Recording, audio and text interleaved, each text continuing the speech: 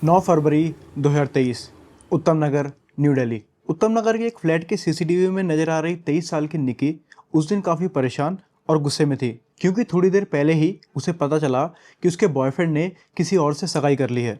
ऐसे में किसी भी इंसान का गुस्से में आना और परेशान होना एक नॉर्मल सी बात है, जिसपे निकी ने अपने बॉयफ्रेंड को फ़ोन पे धमकी देते हुए कहा कि वो अपने सोशल मीडिया पर उन दोनों की फ़ोटोज़ अपलोड करके उसकी फैमिली और उसकी मंगेतर को उनके रिलेशनशिप के बारे में सब कुछ सच-सच बता देगी। इतना सुनकर निकी का बॉयफ्रेंड साहिल, जो उस समय अपने घरवालों के साथ अपनी रिंग सेरेमनी को सेलिब्रेट कर रहा था, उसने बड़े ही प्यार से निकी को समझाते हुए उसे उसके फ्लैट पर आकर सब कुछ एक्सप्लेन करने के लिए बोला। 24 साल का साहिल गहलोत, जो साउथ वेस्ट दिल्ली के नजफगढ़ इलाके के मित्राओं गांव का रहने वाला था, एक अपर मिडिल क्लास फैमिली से था, जिनके पास अच्छी खासी ज़मीन और नजफगढ़ में ही खाओ पियो नाम से एक ढाबा भी था। मित्राओं दिल्ली के बाहरी इलाके में स्थित एक तरह का रूरल एरिया है, जहां गहलोत खानदान या फिर मैं कहूँ जाट कम्युनिटी का दबदबा माना जाता है। उसी दिन देर रात एंगेजमेंट फंक्शन से फ्री होने के बाद साहिल सीधा निकी के उत्तम नगर वाले फ्लैट पर पहुंचा। निकी को लगा कि शायद साहिल ने ये एंगेजमेंट घर वालों के दबाव में करी होगी, इसलिए जहां एक तरफ वो साहिल का उसके पास आने का बेसब्री से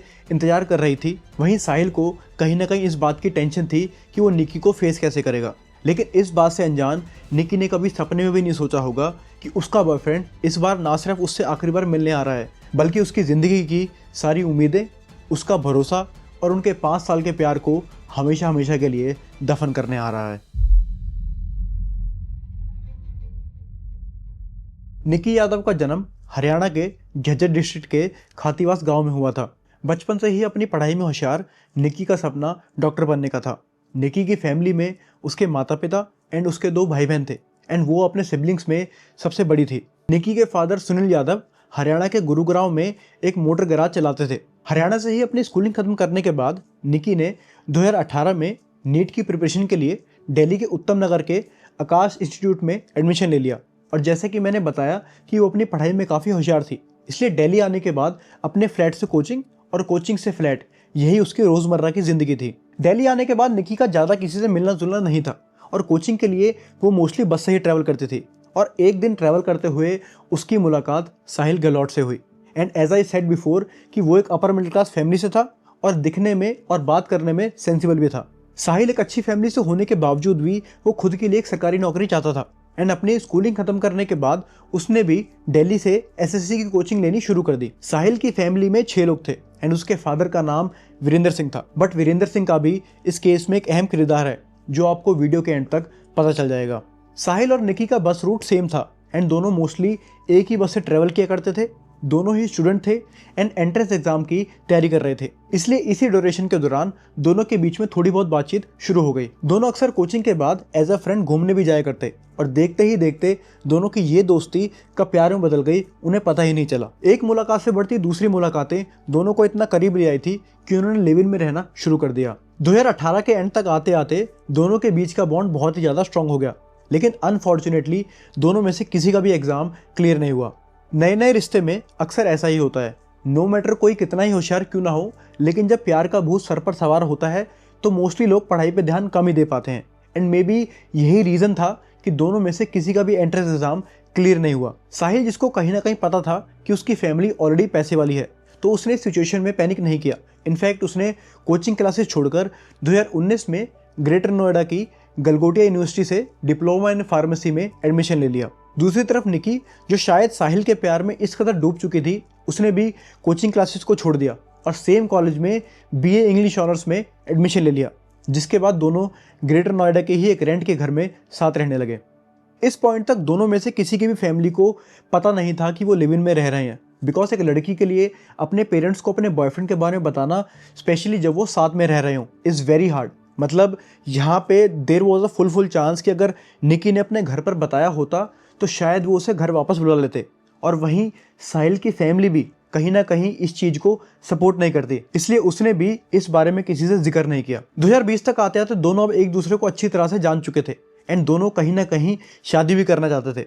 बट एज यू नो, 2020 में कोविड रिस्ट्रिक्शंस की वजह से दोनों अपने अपने घर चले गए, जहां आगे की पढ़ाई उन्होंने ऑनलाइन मीडियम के जरिए ही कंप्लीट करी। अपने घर पर वापस आने के बाद भी दोनों ने बात करना जारी रखा, बट एक रिश्ते में जहां आप काफ़ी टाइम तक साथ रह लेते हो, उसके बाद अलग रहना इज़ वेरी हार्ड। इसलिए कोविड रिस्ट्रिक्शंस के कम होते ही निकी ने अपने घर पर एग्जाम का बहाना बनाया और फिर से दिल्ली के उत्तम नगर में आकर रहने लगी। वहीं दूसरी तरफ साहिल अभी भी अपने घर नजफगढ़ में ही रह रहा था, पर निकी के वापस आते ही दोनों ने फिर से एक दूसरे से मिलना जुलना शुरू कर दिया। दोनों टाइम निकालकर घूमने भी जाया करते थे एंड इस टाइम तक दोनों साथ में ऑलरेडी काफ़ी टाइम स्पेंड कर चुके थे। और फाइनली अक्टूबर 2020 में नोएडा के आर्य समाज मंदिर में 7 जन्मों की कसमें खाकर पूरी विधि विधान के साथ दोनों ने शादी कर ली। दोनों में से किसी ने भी इस शादी के बारे में अपनी फैमिलीज को नहीं बताया था, बिकॉज कहीं ना कहीं दोनों को पता था कि उनकी फैमिलीज नहीं मानेंगी। इसलिए दोनों ने सोचा कि शायद शादी करने के कुछ टाइम बाद वो अपने घर पर बता देंगे और तब उनकी फैमिलीज उनके इस रिश्ते को एक्सेप्ट भी कर लेगी। लेकिन साहिल अपने घर पर इस बारे में बता पाता उससे पहले ही उसके फादर ने उसके लिए रिश्ते देखना शुरू कर दिए, जिसपे बड़ी ही हिम्मत जताते हुए साहिल ने निकी के बारे में अपने फादर को बता दिया। यहाँ पे मैं आपको बता दूं, या फिर आपको पता ही होगा कि हमारे इंडियन कल्चर में पहले के मुकाबले अब इंटरकास्ट मैरिज को फैमिलीज़ की मंजूरी मिल जाती है, लेकिन आज भी कुछ लोग हैं जो इंटरकास्ट मैरिजेस को एक्सेप्ट नहीं करते। वीरेंद्र सिंह भी इस बात से बिल्कुल भी खुश नहीं थे कि साहिल ने एक तो गैर बिरादरी में और दूसरा उन्हें बिना बताए शादी कर ली एंड उनके लिए इस रिश्ते को अपनाना इम्पॉसिबल था, बिकॉज अब बात उनकी इज्जत पर आ गई थी। इसलिए वीरेंद्र सिंह ने साहिल का रिश्ता दिसंबर 2022 में किसी और लड़की के साथ फिक्स कर दिया। साहिल ने रिश्ता फिक्स होने के बाद निकी से बात करना भी कम कर दिया था एंड इस बात का हिंट निकी को कहीं ना कहीं लग गया था। लेकिन तभी 9 फरवरी 2023 को निकी को किसी म्यूचुअल फ्रेंड से पता चला कि साहिल किसी और लड़की से शादी करने जा रहा है। निकी का गुस्सा 7वें आसमान पर था और वो इस खबर के बाद एकदम गुस्से में आ गई थी। निकी ने सेम डे उसे कॉल करके धमकी दी कि वो उन दोनों की शादी की फोटोज अपने सोशल मीडिया पर पोस्ट कर देगी और उसके मंगेतर को भी सब कुछ सच बता देगी। इतना सुनकर साहिल, जो उस वक्त अपनी रिंग सेरेमनी को सेलिब्रेट कर रहा था, वो रात करीब 12 से 1 बजे के बीच निकी के फ्लैट पर पहुंचा, जहां सुबह लगभग 6 बजे तक दोनों साथ में ही थे। उसके फ्लैट में जाता है जो हमारा मेन अक्यूज्ड है साहिल, 1 बजे से लगभग 6 बजे तक उसके साथ वहाँ रहता है। लगभग 6:30 बजे के बाद दोनों नीचे आए और साहिल के कजन की वरना कार में बैठकर निकल गए। दोनों ने सब कुछ छोड़कर भागने का फैसला किया और निजामुद्दीन स्टेशन जाकर गोवा की ट्रेन लेनी चाहिए, बट फॉर सम रीजन उन्हें टिकट्स नहीं मिली। इसके बाद दोनों ने हिमाचल जाने का फैसला किया और फिर कश्मीरी गेट बस टर्मिनल से बस लेने के लिए निकले। सुबह तकरीबन 8:30 से 9 बजे तक यूं ही कार को ड्राइव करने के बाद दोनों कश्मीरी गेट के पास निगमबोध घाट पहुंचे और वहां की कार पार्किंग में अपनी कार को पार्क कर दिया। ये सारी की सारी टाइमलाइन 10 फरवरी की सुबह की थी एंड ये वही तारीख थी जिस दिन साहिल की शादी थी।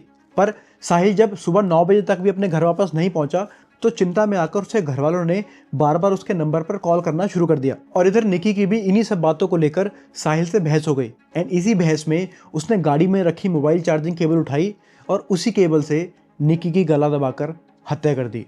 इस पूरे इंसिडेंट के बाद सबसे ज़्यादा शॉकिंग बात तो ये थी कि साहिल ने निकी की बॉडी को फ्रंट सीट पर ही रहने दिया और सीट बेल्ट लगाकर उसने 40 से 50 किलोमीटर गाड़ी चलाकर अपने खाओ पिए वाले ढाबे पर लेकर आया। और क्योंकि घर में शादी का माहौल था इसलिए उस दिन ढाबे पर कोई भी नहीं था। साहिल ने जल्दी से निकी की बॉडी को फ्रंट सीट से निकालकर कार की डिग्गी में रख दिया और बॉडी को ठिकाने लगाने के बाद साहिल बेखौफ अपने घर वापस आया, जहाँ उसने अपनी मंगेतर से पूरी धूमधाम से शादी करी।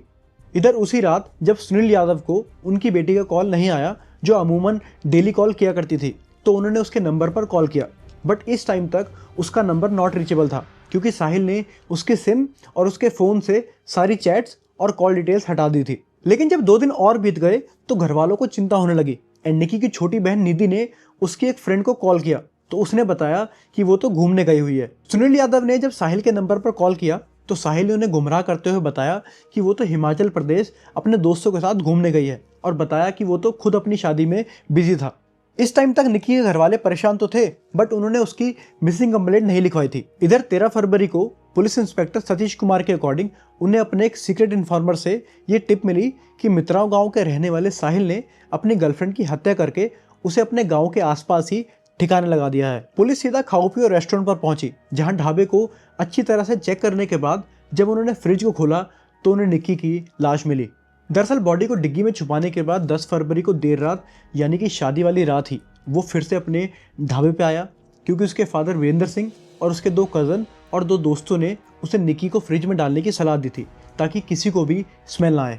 हिंदुस्तान टाइम्स की रिपोर्ट के अकॉर्डिंग इन 5 को पहले से ही निकी के बारे में पता था और साहिल के द्वारा निकी की हत्या करने के बाद ये सब लोग आर्य समाज मंदिर में भी गए, जहां उन्होंने निकी और साहिल की शादी के सर्टिफिकेट और अदर डॉक्यूमेंट्स को डिस्ट्रॉय करने की भी कोशिश करी। 14 फरवरी को पुलिस ने दोपहर करीब 12 बजे सारे सबूतों को ध्यान में रखते हुए साहिल को उसके घर से अरेस्ट कर लिया एंड उसके ऊपर आईपीसी के सेक्शन 302 यानी कि मर्डर और आईपीसी के सेक्शन 201 यानी कि डिसअपीयरेंस ऑफ एविडेंस के चार्जेस लगाए। वहीं 16 फरवरी को साहिल के स्टेटमेंट के बाद 17/2/2023 को बाकी 5 लोगों को भी गिरफ्तार कर लिया गया एंड उनके ऊपर पुलिस ने आईपीसी के सेक्शन 202 यानी कि intentionally withholding information without reporting it, 212 harbouring an offender और 120B यानी कि क्रिमिनल कॉन्स्पिरेसी के चार्जेस लगाए। एज ऑफ नाउ सभी एक्यूज इस वक्त तिहाड़ जेल में बिना बेल के जुडिशियल कस्टडी में हैं, जहां ट्रायल के बाद ही पता चलेगा कि सभी को क्या सजा मिलेगी।